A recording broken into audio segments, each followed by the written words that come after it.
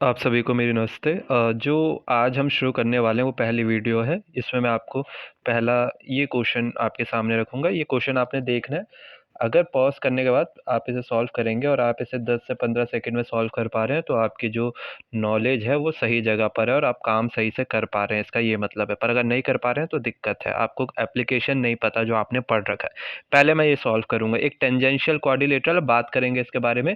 A B इसमें किसके equal है? 8 के इक्वल है। ए बी इसमें 8 है, मतलब अगर इसको मैं लिखूँ तो ये 8 है। बी और सी की वैल्यू इसमें दे रखी है 6। साथ में बोलूँगा तो गाली लगती है, इसलिए बोला नहीं। सी डी की वैल्यू होती है 7 और आपसे कह रहे हैं ए डी निकाल दो।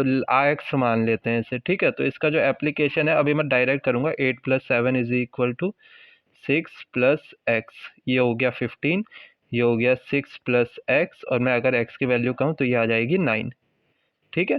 तो x कितना आया? 9। आप 10 सेकंड में ये सवाल कर सकते हैं, पर ये सवाल किया कहाँ है हमने?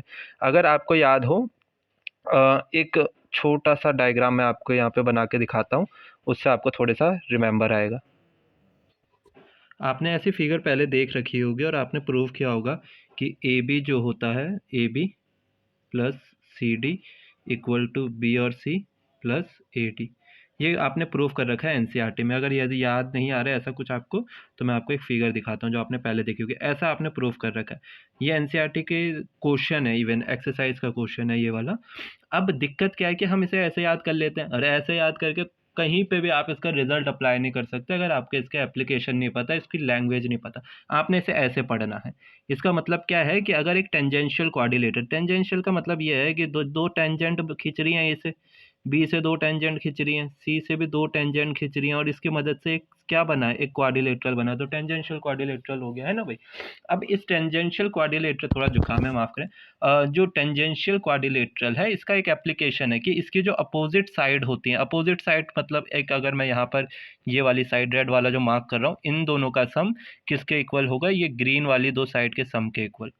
यही किया है मैंने। आपने इसे पेपर में प्रूफ किया होगा। यहाँ पे P लिखा होगा, इसको Q लिखा होगा, इसको R लिखा होगा और इसको S लिखा होगा। ये चल नहीं रहा, दिख नहीं रहा होगा ना। तो मैं इसे कह सकता था कि AP जो होता है वो किसके इक्वल होता है? ए एस के इक्वल होता है। वहीं अगर मैं बात करूं तो बी पी जो होता है वो बी क्यू के इक्वल होता है। ये आपको पता होगा, मैं उम्मीद कर रहा हूं कि एक पॉइंट से खींची गई दो टेंजेंट की लेंथ बराबर होती है। अगर मैं बात करूं तो सी क्यू जो होगा वो सी आर के इक्वल होगा, एंड अगेन जो डी आर होगा वो किसके इक्वल होगा? डी एस के इक्वल होगा। अगर इन चारों ही इक्वेशन को मैं ऐड कर देता हूं, मैं अच्छे से नहीं करूंगा, मुझे उम्मीद है ये आपको आता होगा।